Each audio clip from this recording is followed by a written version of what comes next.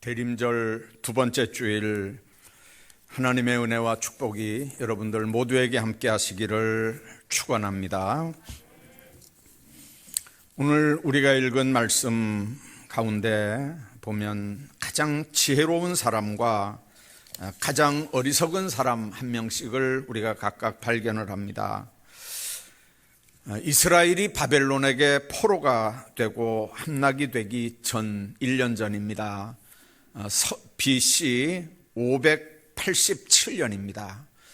시드기야가 왕으로 다스린 지 12년이 되던 해입니다. 수도 예루살렘이 바벨론 군사들에게 의해서 지금 포위가 되고 나라가 이제 함락될 그런 상황입니다. 이 전쟁 속에서 정말 하루가 보장이 되지 않는 그런 비참한 현실과 그리고 암울한 미래로 인해서 절망하고 있는데, 하나님께서 예레미야에게 말씀합니다. 네 사촌 숙부의 아들 그 하나멜이 네게 와서 너는 아나돗에 있는 네 밭을 사라. 이 기업을 물을 권리가 네게 있다. 그렇게 할 것이다. 그러니까 하나멜이 와서 너에게 그 말을 하면 너는 그 밭을 사라. 그렇게 말씀합니다. 여러분들, 하나멜이 왜 땅을 팔려고 하는 걸까요? 이제 예루살렘의 멸망이 지금 눈앞에 와 있는 걸 바라봤기 때문입니다. 바벨론 군대가 예루살렘을 포위하고 있습니다. 나라가 망할 건 이건 풀보듯 뻔합니다. 멸망의 시기가 언제냐? 이거는 정말 눈앞에 와 있는 때에, 이럴 때 현금이 필요하지 밭을 팔고 사고 이게 중요한 게 아니지 않습니까? 전쟁통에 그 밭이 무슨 필요가 있겠습니까? 소용도 없는 일입니다. 근데 신앙적으로도 전혀 거리낌이 없습니다. 누굽니까? 사촌지간에 땅을 팔고 사자는 얘기거든요. 그러니까 다른 지파의 기업이 넘어가질 않습니다.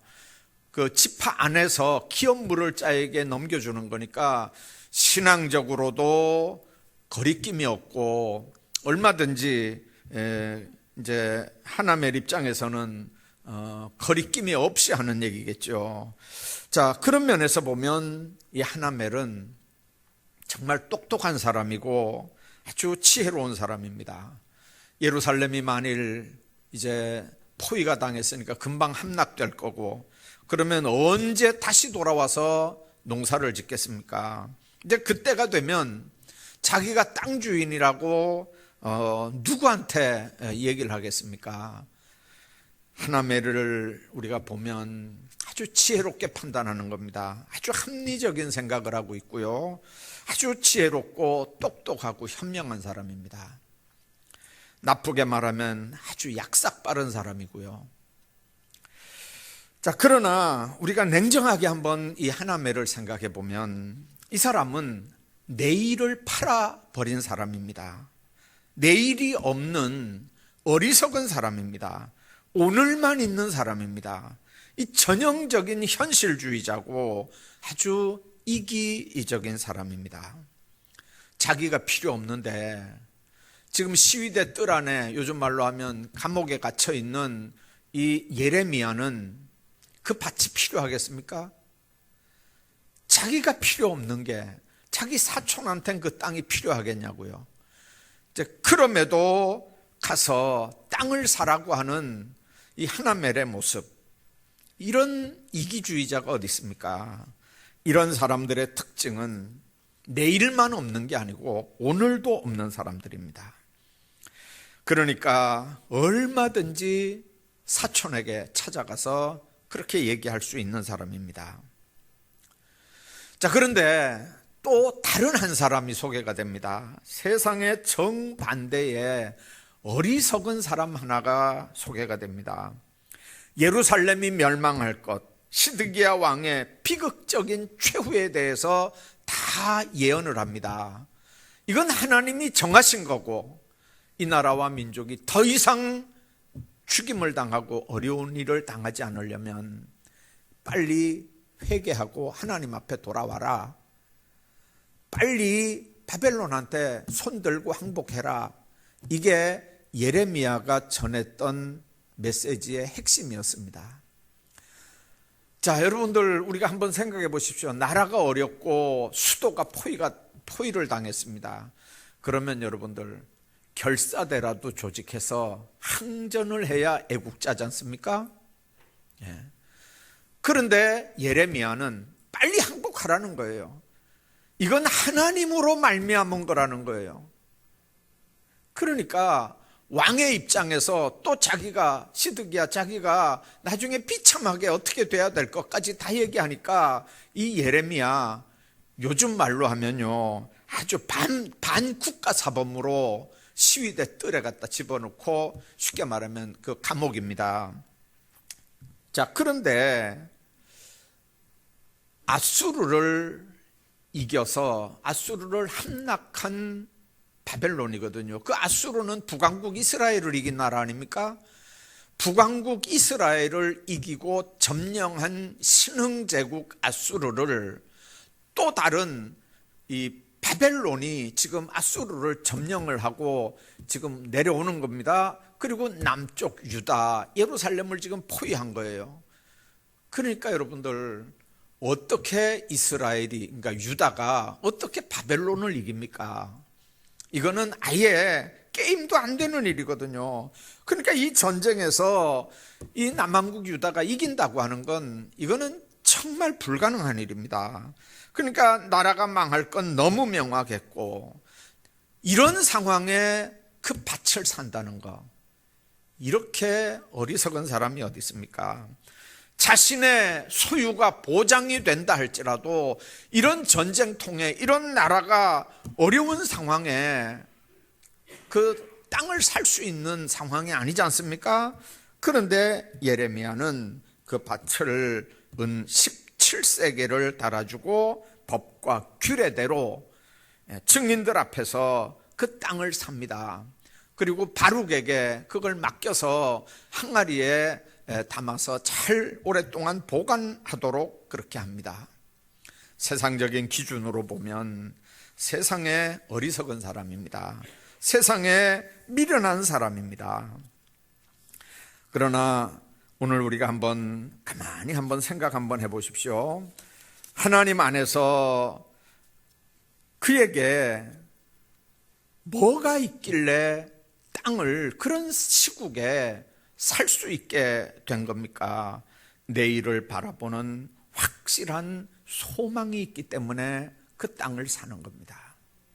나라가 망하고 왕이 비참하게 죽고 바벨론의 포로로 끌려갈 걸 예레미야가 다 자기 입으로 예언을 했거든요. 그러나 그 뒤에 예언은 뭡니까?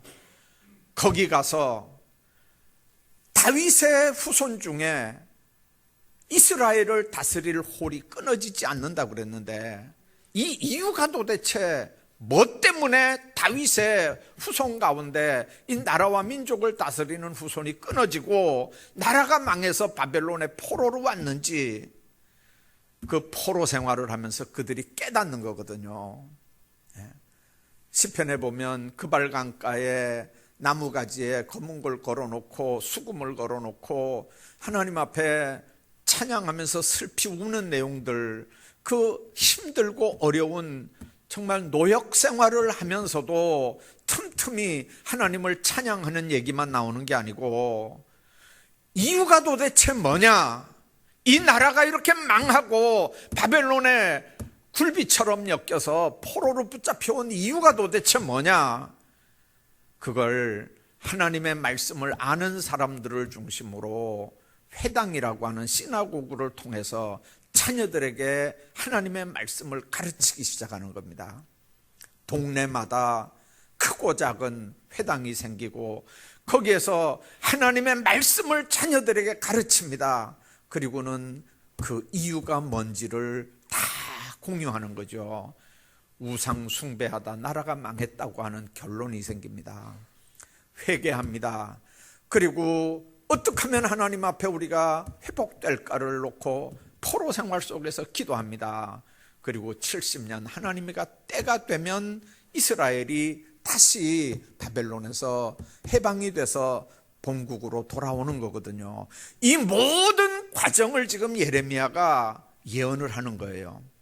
그러니까 앞에 그들의 범죄 때문에 포로되고 바벨론에게 망한다고 하는 얘기만 예언하는 게 아닙니다.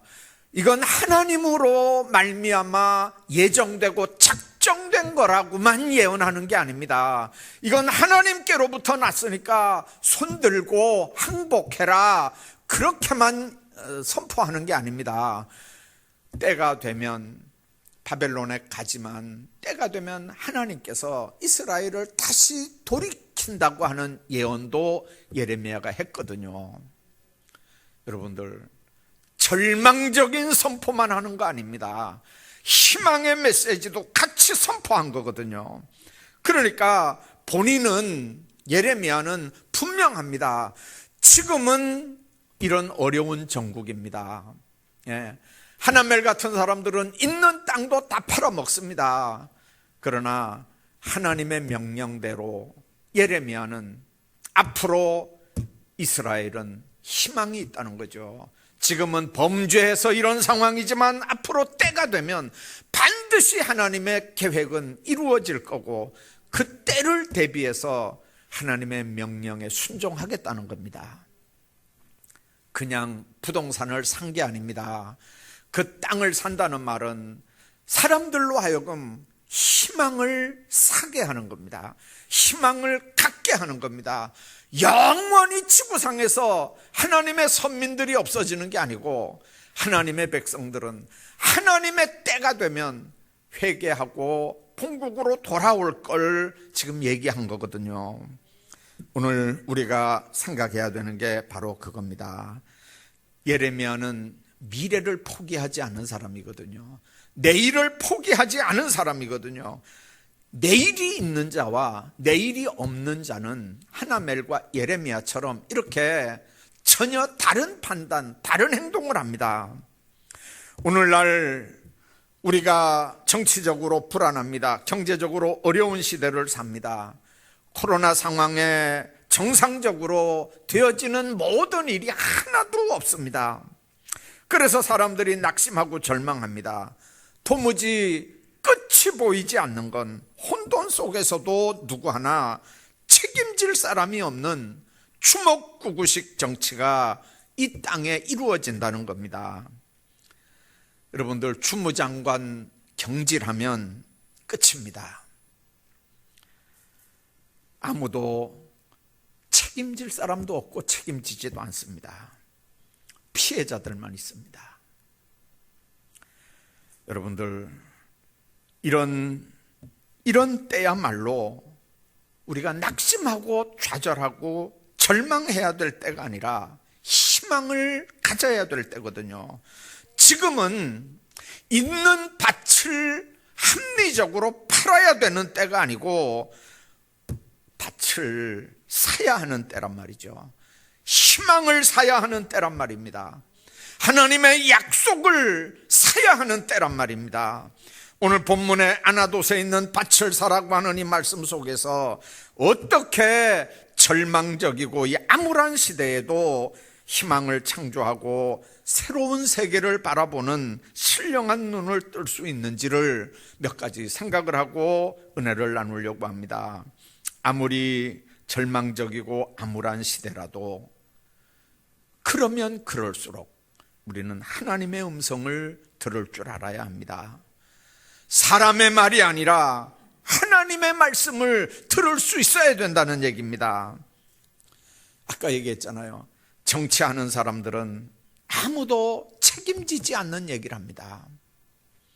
유튜브 보시면요, 세상에 무책임하고 거짓말 만들어내는 데가 유튜브 뉴스들입니다. 공중파 안 그렇습니까? 검증되지도 않은 얘기들을 사실인 것처럼 뉴스로 막 내보냅니다. 그런데도 많은 사람들이 세상의 말에 너무 귀를 기울이면서 그 소리에 울고 웃고 분내고 그렇게 하거든요. 본문의 예레미야는 예루살렘의 구원을 위해서 기도하라고 하는 시드기야의 요구를 거절합니다. 나라가 이렇게 어렵고 수도 예루살렘이 바벨론의 포위가 됐으니까 예레미야야, 나를 위해서, 이 나라와 민족을 위해서, 이 예루살렘의 구원을 위해서 기도해라. 그런데 여러분들, 예레미야가 거절합니다. 왜 그러냐면 이건 하나님의 계획 속에 있다는 거예요. 범죄한 이스라엘에게 하나님이 지금 하고 계시는 일 중에 하나라는 거예요. 이거 기도한다고 하나님이 바꾸지 않는다는 거죠. 그리고는 뭡니까? 바벨론 군대에 의해서 예루살렘이 멸망할 것과 시드기야 왕이 어떻게 나중에 비참한 비극적인 최후를 당할 건지 예언을 하다가 지금 시위대 뜰에 갇혀 있는 거거든요. 그런데도 예레미야는 밭을 사는 거예요. 이 불확실한 시대에 밭을 사기로 결정한 예레미야, 주변 사람들이 얼마나 우습게 봤겠습니까? 얼마나 비방을 하고 비정상적인 사람이라고 치탄을 하고 수군거렸겠습니까? 그럼에도 불구하고 땅을 샀던 이유가 뭡니까? 하나님이 말씀했거든요. 네 숙부 살룸의 아들 하나멜이 네게 와서 말하기를 너는 아나돗에 있는 내 밭을 사라. 이 기업을 물을 권리가 네게 있느니라 하리니. 하나멜이 와서 너에게 그런 얘기 할 거라는 거죠. 그러니까 하나멜이 와서 너에게 그런 얘기하면 그 밭 사라. 하나님의 명령이었습니다. 사고 싶어 산 게 아닙니다. 하나님이 그런 상황에 사라고 미리 말씀하시니까 그 말씀에 순종해서 하나님 말씀 듣고 기다리고 있는데 하나멜이 그 다음에 와서 똑같이 하나님 말씀처럼 와서 밭 사라는 거예요. 기업 물을 자가 너라고. 인간적으로 그 말 수용할 수 있는 사람 몇이나 되겠습니까? 여러분들 믿는 사람도 그런 상황에는 두 가지 상황입니다. 하나는 알았습니다, 사지요.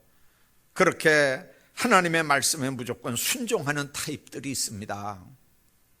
그러나 대부분의 사람들은 불합리한 그런 명령을 하실 하나님이냐, 그런 하나님이 아닐 거라는 거죠. 사랑의 하나님이 자기 백성에게 이렇게 다 망해가는 나라, 금방 항복해야 되는 이런 상황에 그 밭을 사라고 하는 게 그게 하나님의 음성이겠느냐는 거예요. 여러분들, 저 같아도 그렇게 생각할 것 같아요. 이런 상황에 땅 사는 게 이게 하나님 앞에 맞는 거냐? 왜 그렇게 생각합니까? 그 기준이 하나님의 말씀에 있는 게 아니고 그 말씀을 거스리는 세상 기준이나 가치관들 때문에 그렇습니다. 전쟁 땐 사는 게 아니고, 이런 난국에는 부동산 사는 게 아니고, 사봐야 필요 없는 거고, 이런 가치관, 이런 생각들이 그 사람을 다스리면 왜 그걸 사고 뭐 때문에 그걸 사겠습니까? 그럼에도 살 수 있는 극소수의 사람들이 그럼에도 불구하고 이건 하나님의 명령이니까, 하나님의 말씀이니까, 그 불변의 하나님의 말씀을 믿는 사람들은 땅을 사는 겁니다. 예레미야의 이런 결정은 세상적인 가치관이나 기준으로 나오는 결정이 아닙니다. 이건 믿음의 결정입니다. 말씀으로 받아서 순종하는 믿음의 결단입니다. 희망이 없는 절망의 시기, 여러분들 절망의 상황에서도 하나님의 말씀에 사라고 하는 말은 희망을 사란 말이거든요. 희망을 사는 결단입니다. 그건 하나님의 때가 어느 정도 될지 몰라도 조국의 미래를 포기하고 있지 않다는 증거입니다. 왜 그렇습니까? 지금은 죄 때문에 나라가 이렇게 되지만 앞으로는 하나님의 때가 되면 다시 회복시켜서 본래 토지 주인이 그 소유권을 행사할 거라고 하는 걸 믿는 믿음 때문에 그렇습니다. 예레미야는 하나멜이 와서 자기에게 하는 말에서 이건 하나님이 하시는 일이구나, 이건 하나님이 시키시는 일이구나. 그렇게 되면 하나멜이 밉겠습니까? 하나멜이 괘씸하겠습니까? 자기도 가지고 있지 않아야 되는 땅을 이 사촌에게 뛰넘기는 이 하나멜이, 여러분들 정상적인 상황 같으면요 얼마나 밉고 아주 고약하겠습니까? 그런데 그게 밉고 고약하지 않은 이유가 뭡니까? 하나님이 내일 하나멜이 오면, 와서 그런 얘기하면 사라고 하는 말씀을 미리 들었기 때문에 그렇게 와서 말하는 사람이 하나도 밉지 않은 거예요. 여러분들, 하나님의 음성을 확인할 수 있는 방법, 누구를 통해서도, 누구 입을 통해서도 하나님의 음성을 우리가 들을 수 있거든요. 하나님의 말씀을 사모했고 하나님의 음성을 분별할 줄 아는 믿음, 그래서 그는 세상적인 상식적인 행동을 얼마든지 깨뜨리고 뛰어넘을 수 있고, 그것 때문에 사람들에게 손가락질 당하고 비웃음거리가 됐지만, 그러나 내일을 바라보는 희망을 사는 소망의 행동을 지금 하는 겁니다. 우리가 이 땅에 사는 동안 우리의 삶에 필요하다면 하나님은 누구를 통해서도, 누구 입을 통해서도 분명히 깨달을 수 있는 지혜를 허락하실 줄로 믿습니다. 우리가 살고 있는 시대에도 예레미야의 시대와 같이 암울하고 앞이 보이지 않는 절망의 시대입니다. 우리 모두 하나님께서 우리에게 들려주시는 그 소망의 음성을 들을 수 있기를 주의 이름으로 축복합니다. 뿐만 아니라 아무리 절망적이고 암울한 시대라도 공동체를 먼저 생각할 줄 알아야 합니다. 성공하는 사람들의 비결 의외로 간단합니다. 먼저 할 일과 나중에 해도 되는 일을 구별할 줄 아는 사람과 우선순위를 바꾸지 않는 사람은 반드시 성공합니다. 공동체도 마찬가지거든요. 구성원 중에 이런 의식이 있다면 그 공동체는 발전하게 돼 있습니다. 나중에 해야 될 일을 먼저 한다든지, 꼭 먼저 해야 되는 일을 안 하고 뒤로 미룬다든지, 정말 하나님 안에서 이건 너무 중요한 거거든요. 코로나19 이 한국교회와 사회참여라고 하는 제목을 가지고 22회 한국목회자 협의회에서 정재영 교수가 발제한 코로나19 이후에 사회회복과 통합을 위한 교회의 역할이라고 하는 논문 발제가 어느 신문에 소개가 된 적이 있습니다. 그 발제 내용, 요약을 한 발제 내용 중에 가장 중요한 부분들이 이런 겁니다. 코로나19는 교회에 큰 위협이 되고 있지만 이제는 이것을 계기로 한국교회와 성도가 변화하는 기회로 삼아야 된다는 겁니다. 전통적인 신앙생활이나 관행에 따른 교회 생활이 신앙생활인 줄 알았는데, 이게 신앙생활의 본질이 뭔지부터 이해를 하고 본질에 충실한 신앙생활을 할 수 있도록 이런 기회에 교회들이 전환할 필요가 있다는 거예요. 무서운 얘기잖아요.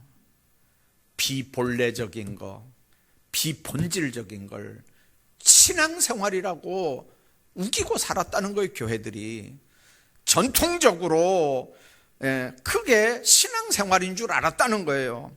자, 그런데 이런 상황에 교회들이 지금 해야 되는 일은 본질적인 것과 비본질적인 것 분명하게 구별해야 되고, 하나님 안에서 정말 본질에 충실한 그런 신앙생활로 개혁해 나가야 된다는 거죠. 그 얘기 중에 하나가 이런 얘기가 있습니다. 예배당에 모이기를 힘쓰는 것만큼이나 세상에 보냄을 받은 자로서의 신앙생활을 실천해야 하고, 하나님을 사랑하듯 불신 이웃을 사랑하는 올바른 신앙인의 모습을 회복해야 된다는 거예요. 교회는, 예배당은 예배 드리는 데고, 예수 믿는 자리는 우리 삶의 자리거든요. 마지막 축도하고 성도들을 예배 끝나면서 내보내잖아요. 여러분들, 예배가 끝나고 축도하고 성도들을 파송하잖아요, 세상으로. 그 말이 뭔 뜻입니까? 예배당 안에서 예수 믿는 게 아니고, 예배당 문을 나가면서 여러분들의 직장이든 가정이든 삶의 자리가, 거기가 예수 믿는 삶의 자리라는 거죠. 거기서 올바른 신앙인의 모습들을 회복해야 된다는 거예요.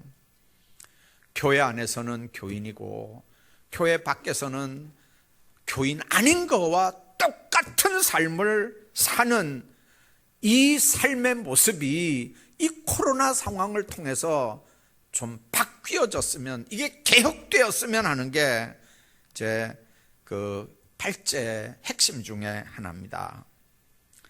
우리는 개인의 유익이나 편의가 아닌 교회 공동체 유익을 위해서 먼저 배려할 줄 아는 성도들이 돼야 되거든요.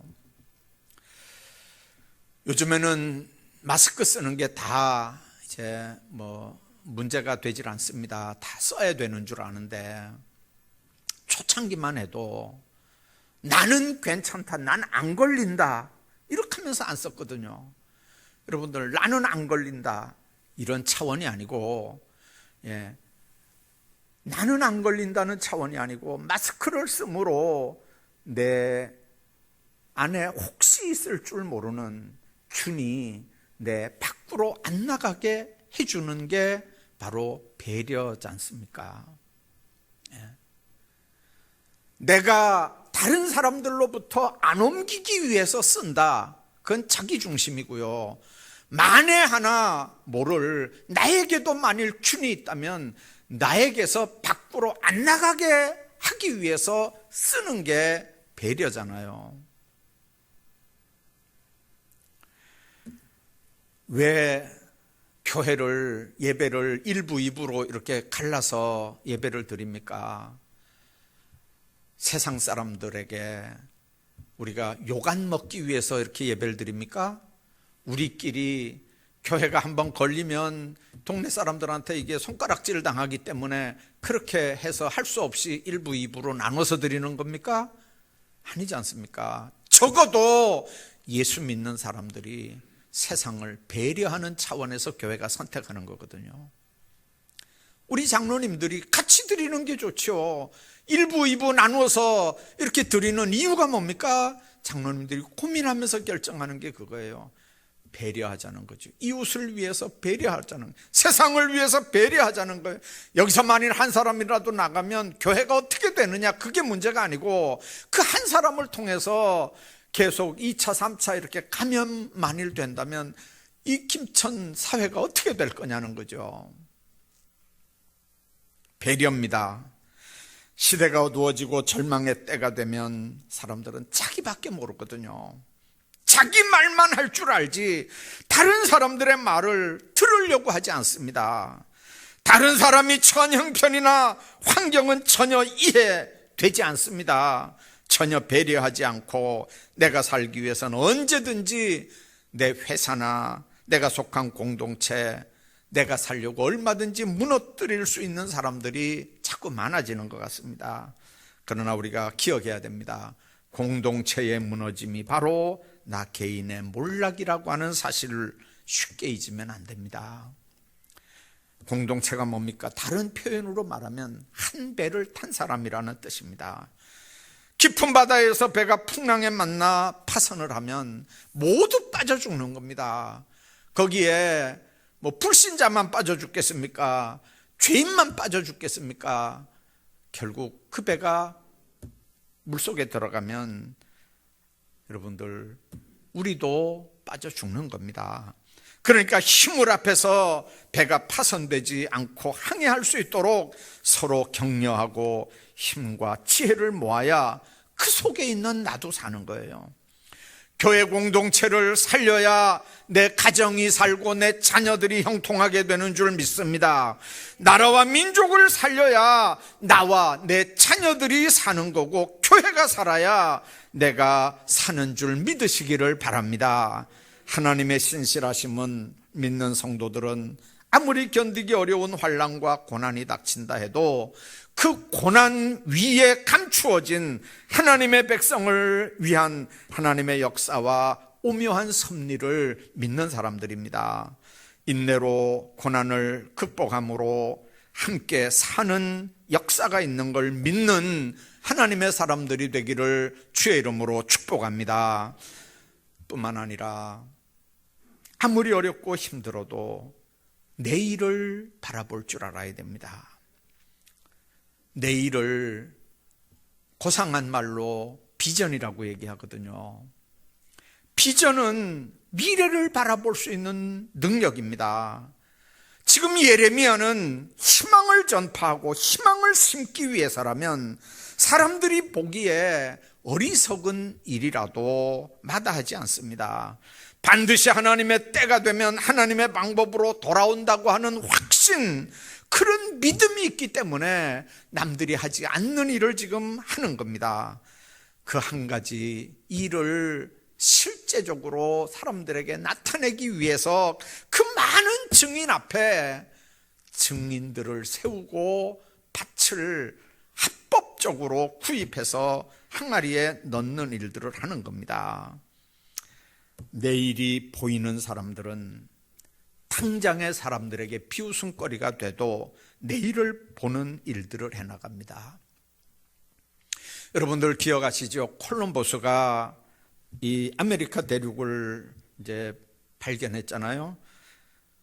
그 나중에 했던 얘기 가운데 이런 얘기가 있습니다. 만일 선원들의 투표에 의해서 항해를 했다면 대서양의 3분의 1도 건네지 못했을 거다, 그렇게 고백했대요.